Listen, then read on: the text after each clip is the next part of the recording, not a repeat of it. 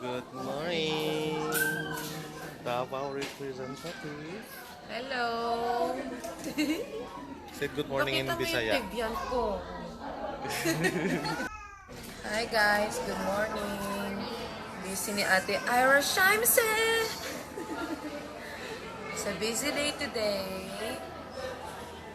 But beautiful day. Charot. Hi.